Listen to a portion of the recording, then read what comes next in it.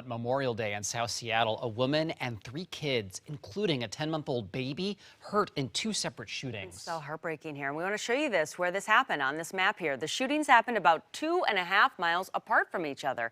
The first one was at Pritchard Island Beach Park in Rainier Valley. And then moments later, Seattle Fire saying someone started shooting near 50th and Ferdinand Avenue South in the Seward Park neighborhood. We've got Brandy here tracking this for us with what we know right now. Good morning. Yeah, if you just put yourself in this situation, what a horrifying series of events. You've got people who are gathered at a park on the water, celebrating Memorial Day, families with kids, and then you have gunfire. And now we have 4 victims that we know of. We're going to update you on their conditions in just a moment. But as I had said, so put yourself in the scene, folks celebrating the Memorial Day holiday, barbecuing, and then these shots ring out. Here's Mark Jameson with the Seattle Police Department. What we know is that there was an adult female who was sitting in the back seat of a parked vehicle. She was holding her 10-month-old infant. She was struck by gunfire, as was the child. And both of those victims were transported to Harborview Medical Center. So from that moment, after those first shots were fired, it was absolute chaos in that park. We spoke to a witness on scene who rushed in to help. And I ran and started gathering all the kids. And then they were saying that a baby was hit. There was a baby hit. There was a baby bleeding.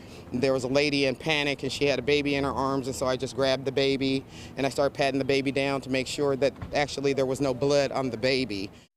So police arrived at the scene. They also found that there was a juvenile male who was also injured in this shooting. Just a couple minutes later, about 2.5 miles away, the Seattle Fire Department responded to calls of another shooting. They sent out a tweet about this, saying that they were treating a child who was in stable condition at the scene after responding to reports of gunshots. And this is in the area of 50th and Ferdinand, which we told you about earlier. So here's the situation right now. There's a little bit of confusion about whether these 2 incidents or shootings are related, whether they are reports related to the same incident. So as of right now, because they're about 2.5 miles apart, we're treating them as separate situations. But I can give you an update, and this is as of 10:53 p.m. last night, on the conditions of those involved. So we have an 8-year-old male who's in serious condition at Harborview. We have a 27-year-old female, that's the mother, who is holding her infant son under the age of 2. Both of them are in critical condition as of, again, 10:53 last night. And then we have a 10-year-old female who is in satisfactory condition. And we are also told by Harborview Medical Center that all of them did suffer gunshot wounds. They weren't injured in some other way during these incidents when they happened. So we know that you've spent a lot of time with sort of the gang units in this part of Seattle, South Seattle area. Do we know if these shootings at all could be related to gangs? Well, listen, the investigation's very in the early stages, but I just want to read you something the police department wrote on its website, because I think that this is, very telling.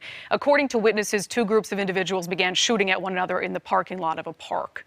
I can tell you from experience, there's not a lot of reasons that 2 groups of individuals start shooting at each other in a park. Obviously, we're going to wait for the full investigation, but if we can just show you again the map of where this happened, or some scene here from last night. I've been out with the gang units. I can tell you that some of these parks in the south side of the city, they proactively patrol, and they're out there. This is always a concern when you have areas that are prone to gang violence, when you have individuals out in the nice weather, gathering, be it with family or friends, and that's when we see some of these things start to happen. But as of right now, the police department has no suspect descriptions, really no information to go on, except kind of witnesses saying, hey, it was 2 groups of people shooting at each other.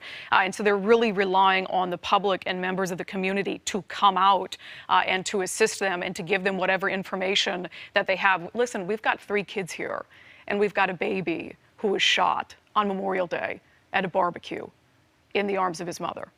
I mean, this is a serious situation, and too often we see it in these shooting cases where members of the public who know what happened don't come forward and tell the police what happened. And I really, really hope that this isn't one of those instances. Yeah, hopefully they do, so they can get some information on this. It's such a tragic story. Thank you for keeping us posted. Yeah.